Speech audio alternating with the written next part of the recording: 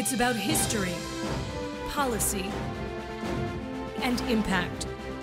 A new perspective on current affairs, bringing experience, insight, civility, and scholarship to the urgent issues of today. It's about our past, present, and future. Your host, Pulitzer Prize-winning author and journalist, Douglas Blackmon. From the University of Virginia's Miller Center, this is American Forum. Welcome back to American Forum. I'm Doug Blackmon. The 2016 presidential campaign was not really about issues. Instead, it revolved around anxiety. Anxiety about the reliability and trustworthiness of the two major nominees. Anxiety about not just the future of the country, but whether there would be a future, whether the economic turnaround was real, whether our schools are failing, our retirement safe. Is the government getting in the way of good things rather than making more good things possible? Whether our children and their children will be able to find work that is rewarding and stable. Ultimately, it was anxiety about the American dream, about whether it's slipping away and which candidate Americans believed could save it.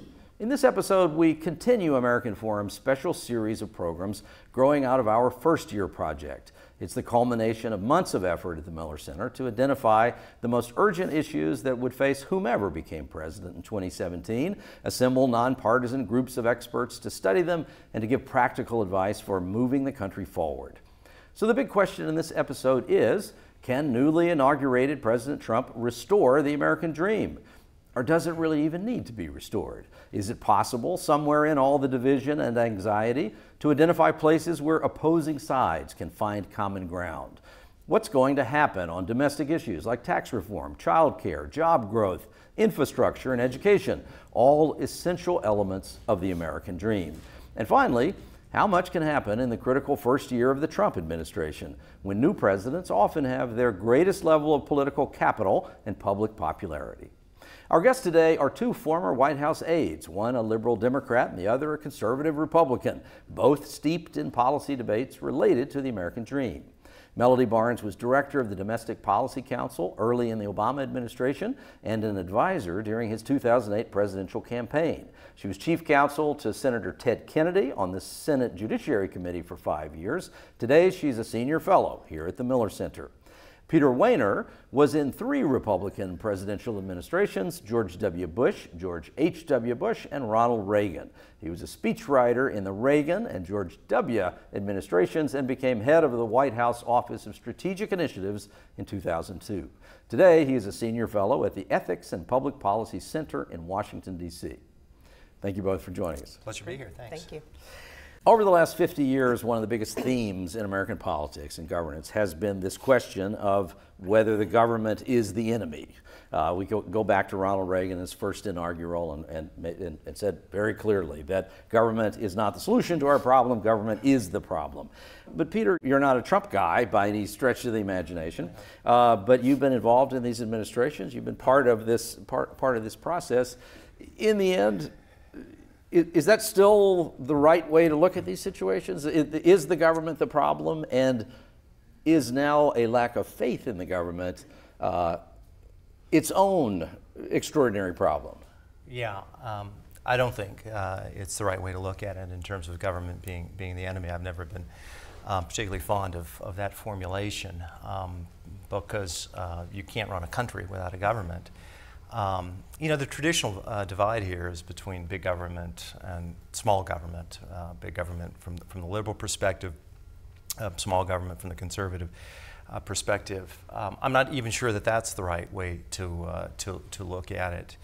I think the key here is effective government is essentially what works. Welfare reform, which I think the 1996 welfare reform legislation was one of the most effective social policy legislations in the last 50 years, but we actually spent more on welfare after that was done. What was important was to get the incentives right, and we did. So you had a huge drop not only in the welfare rolls, 60% drop within half a decade, but the condition of the poor actually got better. Then you take crime. You had a huge drop in crime from 1993. Violent crime's been cut in half. That's not because government got smaller.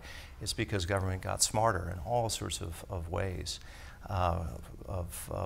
policing techniques, incarceration, private security, and that kind of thing. And the Earned Income Tax Credit which came into being during the Ford administration, is one of the great anti-poverty, pro-work programs. So I think what we need to do is to get into a mindset of really what works. And so what would you say to the proposition that that this is one of the, that this perhaps is a major problem, that the active deterioration and the encouragement of this deteriorating view of whether government is important, whether it's good for the country or not, to what degree is that a liability to governance now, regardless, you know, and would have been for any president, but particularly for President Trump? I think it's a significant problem, and it's interesting. I agree with a lot of what Pete just said. I actually could hear the lyrics to Hamilton, the musical, going through my head as he was talking a little bit. I would use different examples, and I think probably that shows some of our ideological differences. But I agree with a lot of what he's saying, and I think to your question that this is a significant problem. And the idea that we cannot trust or believe in government as an institution starts to fracture some of what allows us to come together as a country. Also, it affects the way that people see policymakers, policymaking, and believing that there is no art or science to any of it, and trust in those that they have elected to lead. Maybe not their elected representative, but elected representatives in general. And I think that that is a significant problem.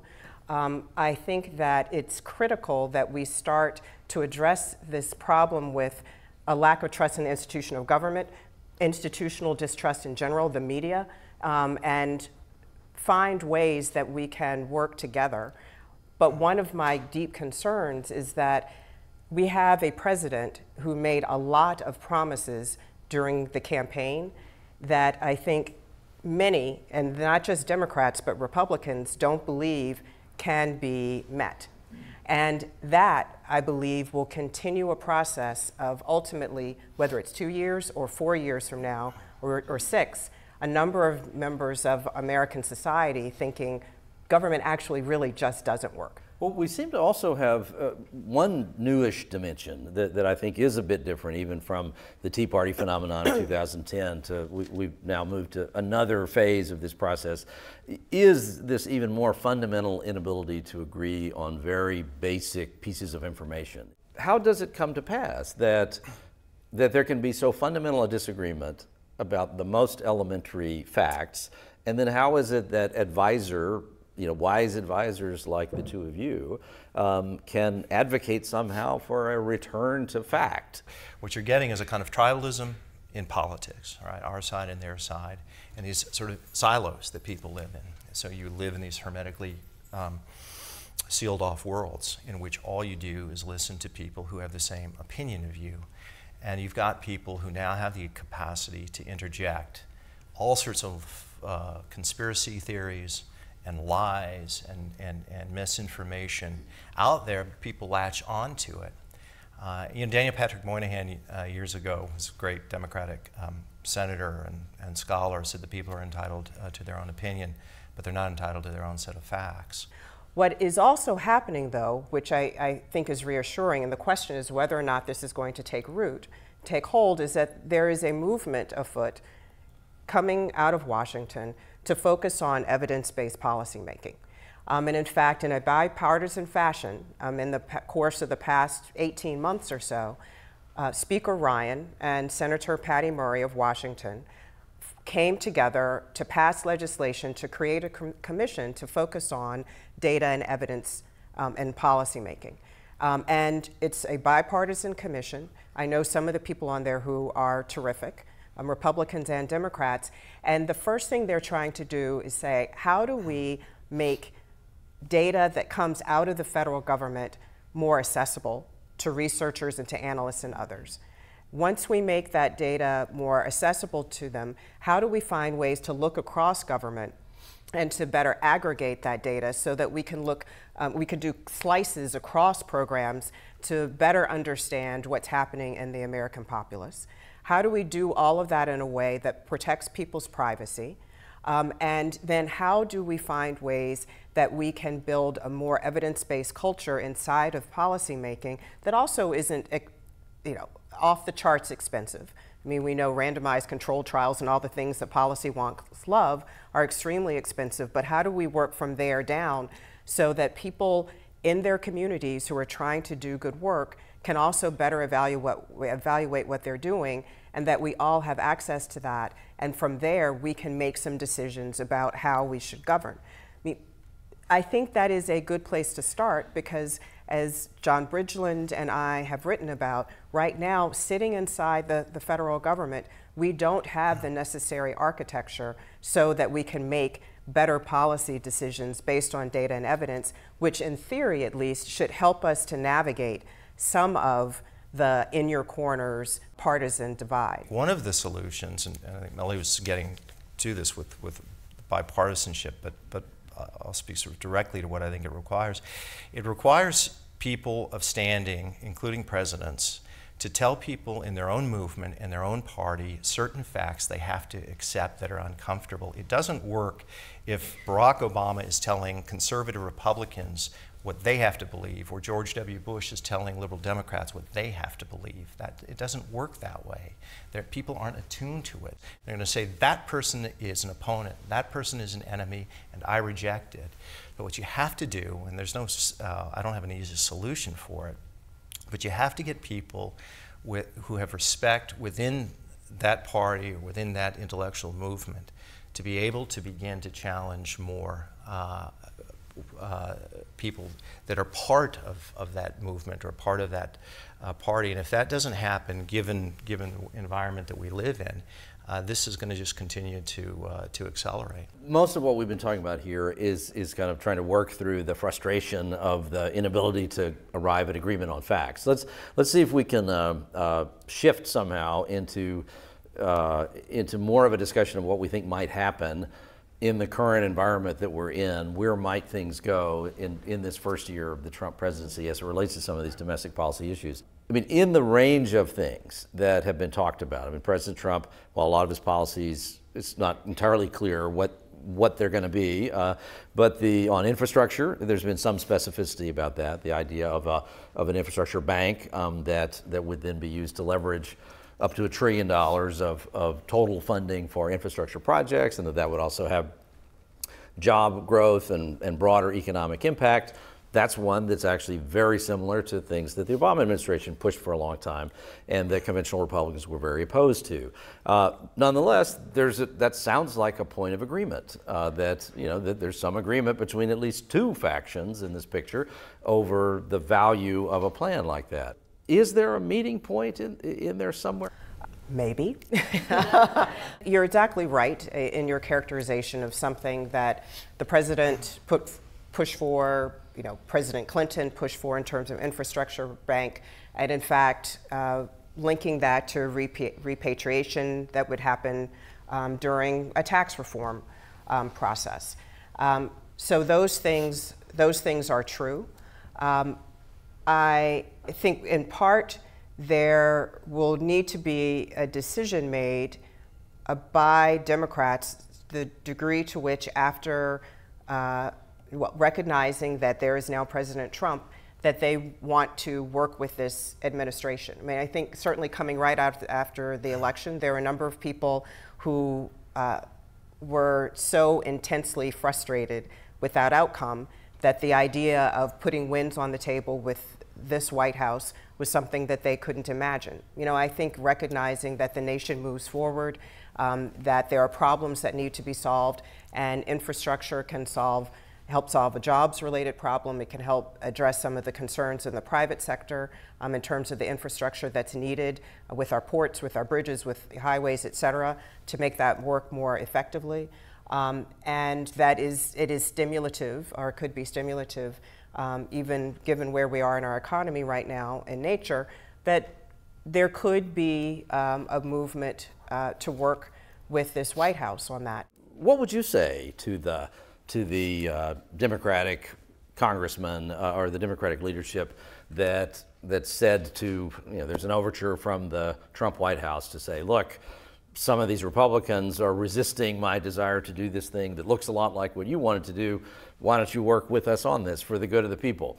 What would you say to the Democratic leader who said, I'm not working with you. You know, your people, those guys over there who are in league with you, resisted everything we tried to do. So we're not going to help you on anything. And meanwhile, you're trying to dismantle our most important signature objectives.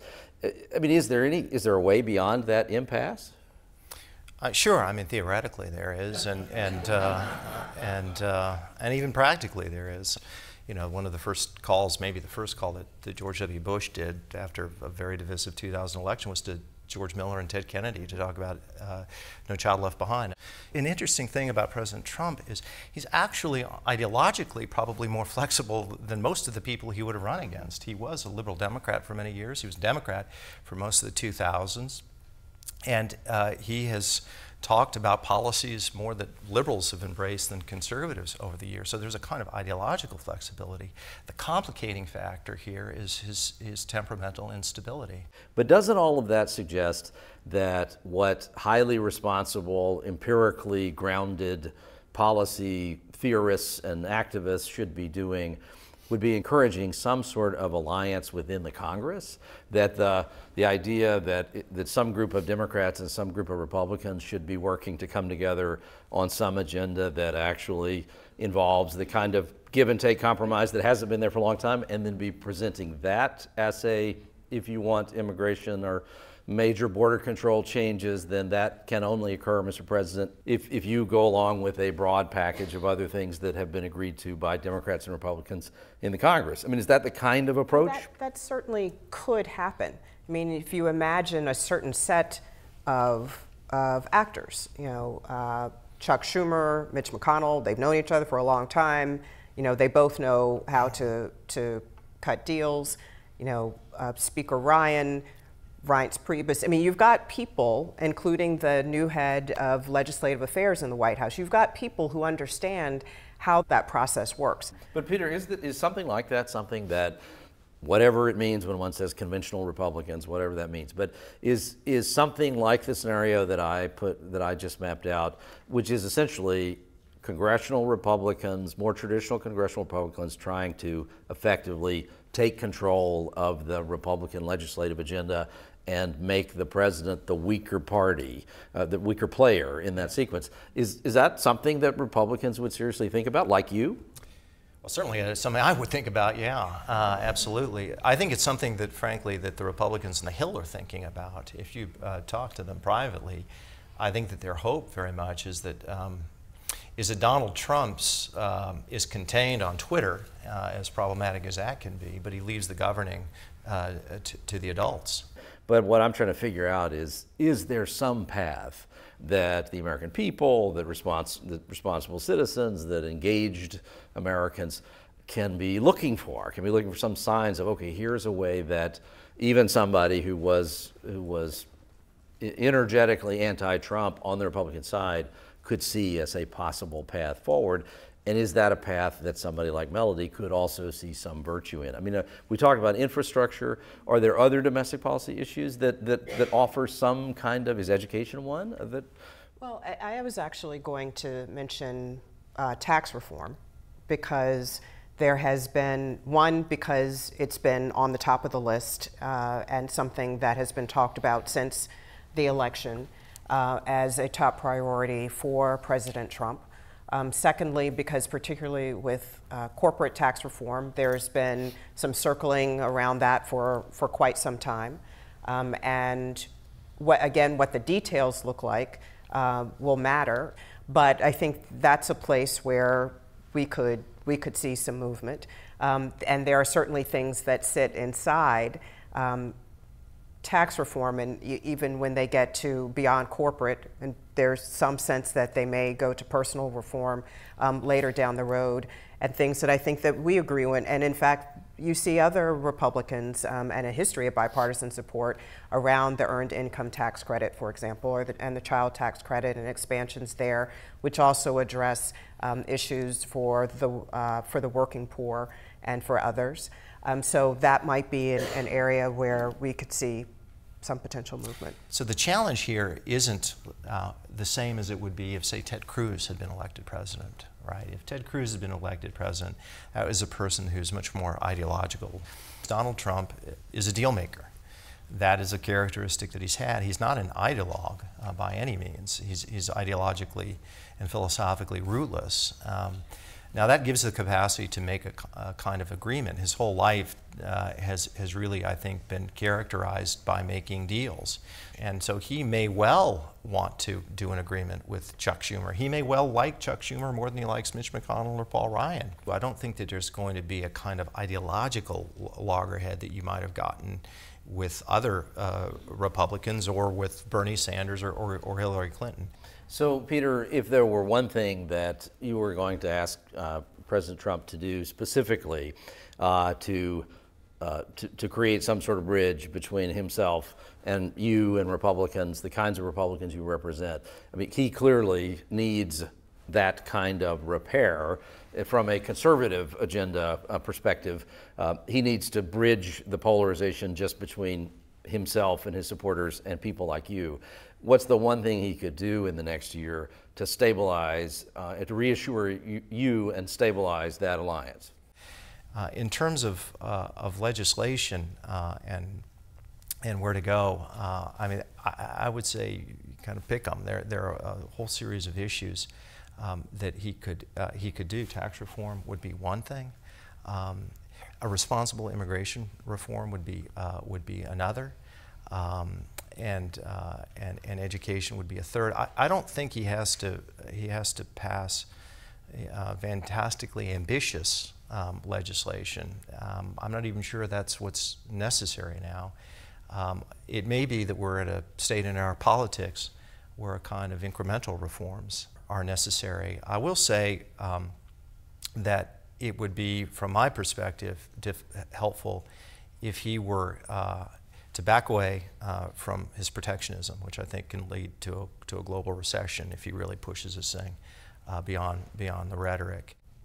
Throughout the campaign, there were comments about being a law and order president, which stem back to and hearken back to other dog whistles from the past that have unleashed really dangerous and undermining policies on low-income communities, particularly communities of color. And I think he can do things that reflect a new way of looking at addressing crime and crime policy that are in fact related to data and evidence, that begin to roll back or continue to roll back the mass incarceration of now millions and millions of individuals, more than most in the developed world, many who are people of color, many for minor crimes that are fracturing families. And that would be an important step forward, along with issues that pertain to workforce training and education. What he could also do, which I don't see him doing, but appropriate ways of addressing issues with the Affordable Care Act that don't prevent millions of people from losing their health care. Those are the kinds of things that he could do that would start to let people believe that in fact he would be the president for all Americans. These are long days ahead. Pete Wehner, Melody Barnes, thank you both for being here. A reminder before we go that American Forum is about the presidency, about how great leaders make decisions, how average leaders make good decisions, and how all of us can advocate for what we believe and resist what we oppose, but to do it in a way that still respects just how effectively our political system has ultimately worked for 200 years. We all have a patriotic duty to share our views, but to never give up on our fellow citizens, no matter how mad they make us. If you'd like to join our conversation about these or any of the issues facing our new president, go to the Miller Center Facebook page, visit millercenter.org, or follow us on Twitter. My handle is @DouglasBlackman, Melody Barnes is @MelodyCBarnes, and Peter Wehner is @Peter_Wehner. In the coming weeks, American Forum will continue its focus on the first year of the Trump presidency, with episodes looking at immigration, broken government, as well as a look back at the first years of key presidencies in our history. Guests will include Washington Post columnist E.J. Dionne, famed American historian Gary Gallagher, and Brian Ballo, host of NPR's Backstory. For more about our First Year project, go to the website, firstyear2017.org. I'm Doug Blackman. Thanks again to our guests. See you next week.